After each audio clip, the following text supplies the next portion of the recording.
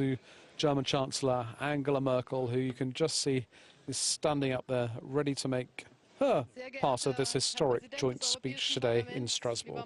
Let's listen in to what Merkel has to say. Liebe Kolleginnen und Kollegen aus dem Europäischen Parlament, meine Damen und Herren. She's saying thank you to everyone and welcoming everyone. In November 1989, a French president and a German federal chancellor spoke for the last time in the European Parliament. Francois and Helmut Kohl, just after the fall of the Berlin Wall, met in Strasbourg and took to the floor. Both of them felt what a time of upheaval it was for Europe, and they both showed that they were deeply moved. They both recognized the fact that there were joint responsibilities to be borne, that Germany would grow together, and that would ultimately lead to an integration of Europe. And it is today that with great gratitude that we can think back to those historic moments when we were Europeans in the wake of the first coming together of that part of the continent, stepped up to the mark. And we now have a free Europe and peaceful Europe. That seems to go without saying, but it did take an awful lot of effort back then. There were fears, there was skepticism in the old member states, that not least that the number of the member states would be likely to double almost in the European Union. Many people thought that the movement of millions of Europeans would be a threat to their own jobs. New decision-making structures had to be devised. European funds had to be redirected to the benefits of the new member states. And today we recognize that all of the effort that went into that back then has paid us all back. It's not brought us lower, it has built us up. And it's not contributed to less, but it's given us more freedom. It's not cut down on diversity, it's added to diversity.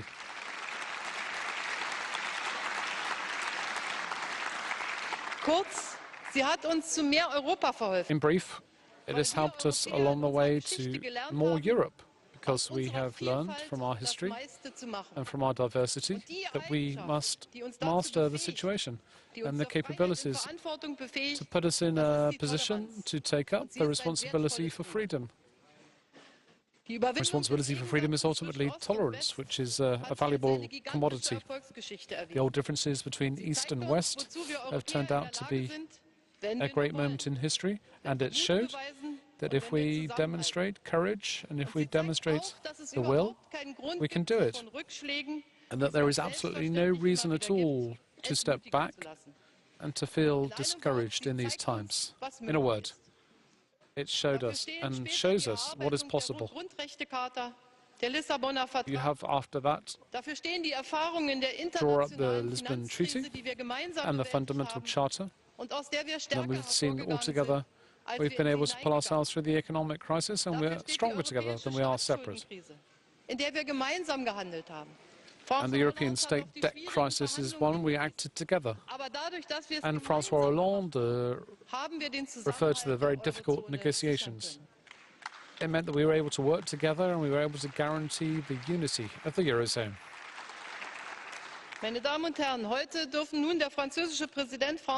Ladies and gentlemen, the French President, Francois Hollande, and I are able to speak to you today, and we're grateful for this invitation. We're speaking in a time that once again Europe is facing enormous challenges. And I put it to you, and this is a trial of historic measure. There are many people indeed. There are many people taking the arduous and dangerous route into Europe, across the Mediterranean, via Italy, the Aegean, Greece, etc. And people are fleeing terrible civil war, particularly the war in Syria, which has already cost around 250,000 lives already, and 10 million people have had to flee and become refugees.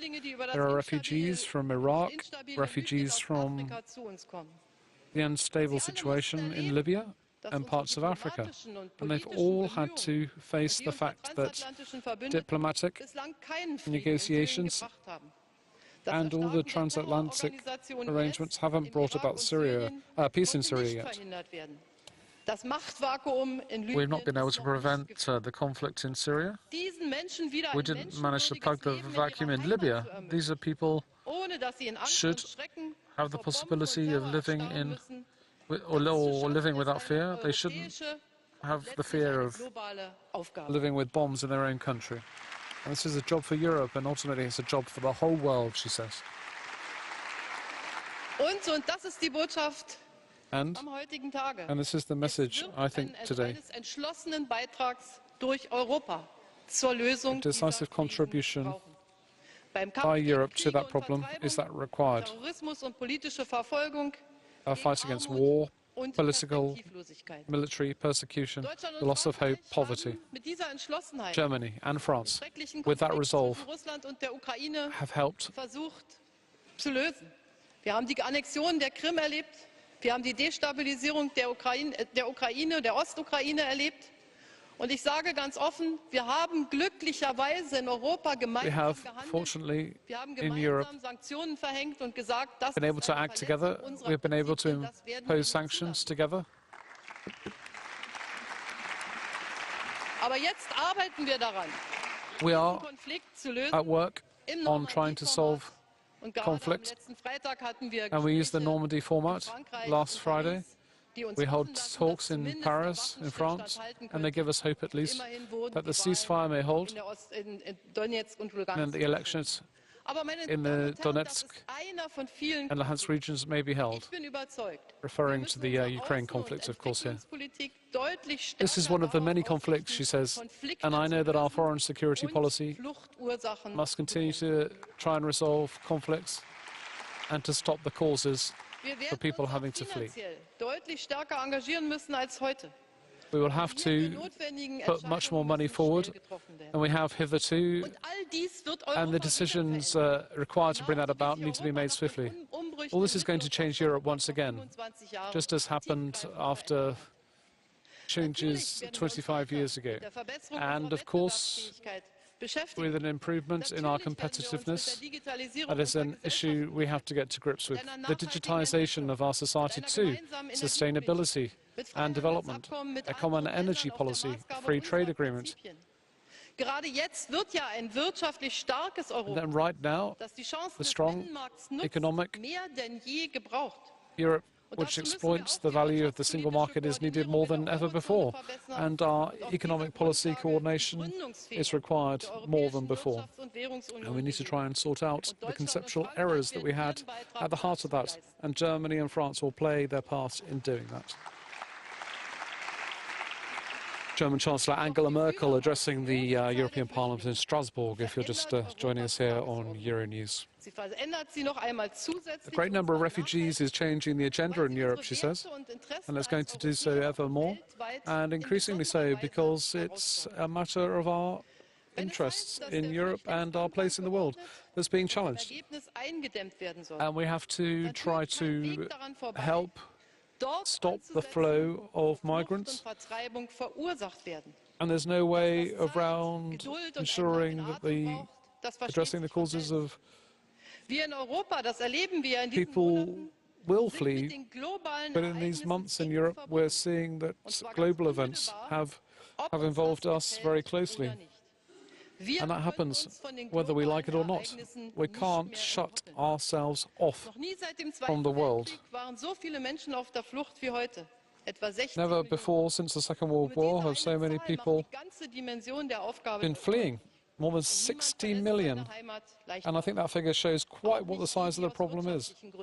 Nobody easily or voluntarily leaves their place of birth, the place they came from. But we also have to say to these people that they cannot stay here. We need to make sure that people who require our protection against war and persecution are in receipt of help.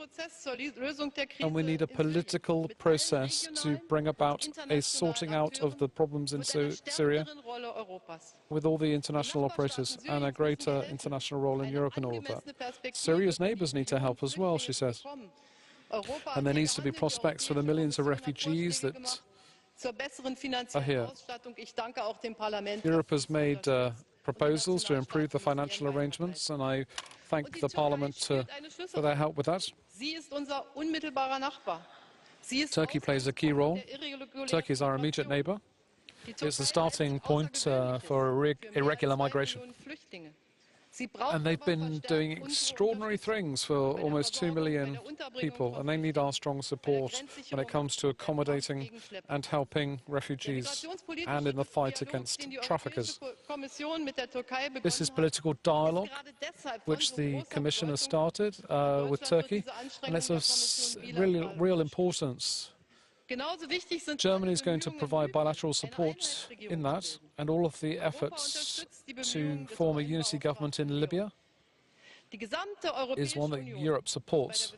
The whole of the European Union, when it comes to dealing with these issues, is going to pull together, because we mustn't fall prey to want to act nationally in these moments. We must, to the contrary, act together. It is precisely now that we need more Europe. We need the cohesion and the courage that Europe has always shown in the past when it's really mattered. And Germany and France are standing ready, and we agree with you, President, and the European Commission. It has put forward many important proposals that we must set about implementing. We agree with the President of the European Council, who has worked intensively to help with cooperation, countries of origin. And we agree with the European Parliament in its resolution of the 10th of September, in which they reminded us that it's not possible to deal with the refugee crisis by people or countries going off on their own. And we are thankful to you, the President, you here in Parliament, for making these decisions so swiftly. It's only if we work together that Europe will succeed to bring down the worldwide causes of people having to flee and becoming refugees. We'll be able to fight traffickers, be able to set up, we'll be able to better protect the external borders of the European Union. We'll get no risks to the internal borders, and if we help our neighbours to deal with the issues that are right on our doorstep, then that will help bring that about. It is only together that we will be able to have a return agreement brought about that gives prospects to agreement to people who will once again return home. It's only by having a fair distribution or relocation of refugees around Europe can we deal with this issue. We have to be frank. The Dublin procedure in its current form is obsolete. In practice, it was well thought through. It was well, but it's faced the challenges of the current challenges on the external borders, and it's not been viable. That's why we need a new approach based on fairness and solidarity. And I welcome the work of the European Commission on that, and I think it's a good thing that Germany and France are of one mind on that. And equally, it will only be possible for us to tackle the huge efforts, integrate refugees, it's only if we do that together that will be possible. We have many people coming here who will be willing to integrate into our societies, and it means that we have to uphold existing situations. People will have to speak the language. We also have a duty to stand by people who are in dire need. We must see them as people, not just an anonymous mass. regardless of whether they have the prospect to remain or not, she just said.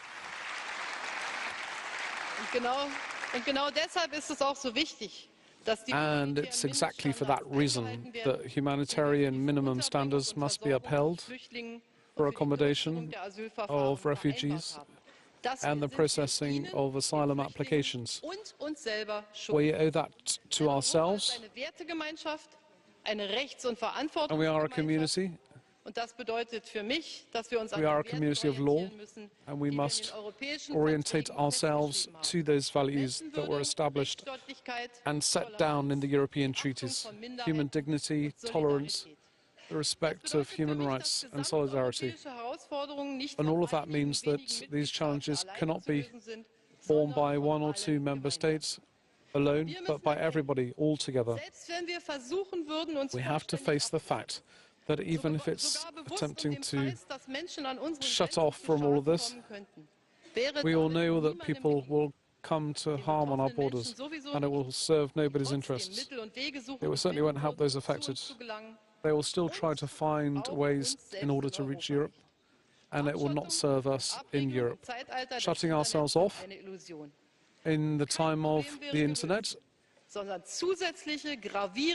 will serve nobody's interests. But we will have to face up to this grave problem, because it is our values that bind us together. If we don't bear those values in mind, we will lose them and we'll betray ourselves. It will come down to no more than self-betrayal, she says. If we heed that, then we will withstand this historic test, and we will emerge from this crisis stronger than we entered into it. Then we will manage to express our values globally, and that furthermore will be something that the rest of the world will expect from us. People leave their countries. The reasons for that we're familiar with because of our own European history. It was the case that for many hundreds of years, we were leaving Europe, not trying to get here. And Jean-Claude Juncker said in his State of Union address, he said that in such an impressive manner. Europe is now a place where many people from throughout the world try to come to achieve their hopes and escape their fears. It is a place that gives rise to people's dreams. And many people in Eastern Europe were dreaming of a free and a unified Germany all those years ago. And we have to be responsible when we think about the power of attraction of Europe. And that means we have to take greater care of those who are currently in dire need in our neighboring countries. We have responsibilities both here and abroad. And if we face up to those, we will stand the test, and we will come out of it well. And we will also see that the opportunities here are greater than the risks. We'll have to do an awful lot more to encourage people to understand the values of Europe.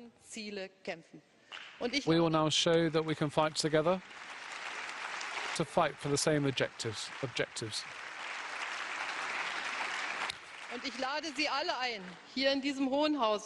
And I would like to invite all of you here to join with us in doing that work of convincing us of the value of this.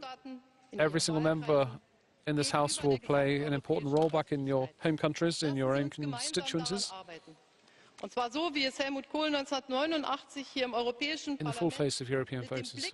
Back in 1989, Helmut Kohl in the European Parliament said, but with cleverness and with moderation and flexibility, we will achieve. Thank you very much.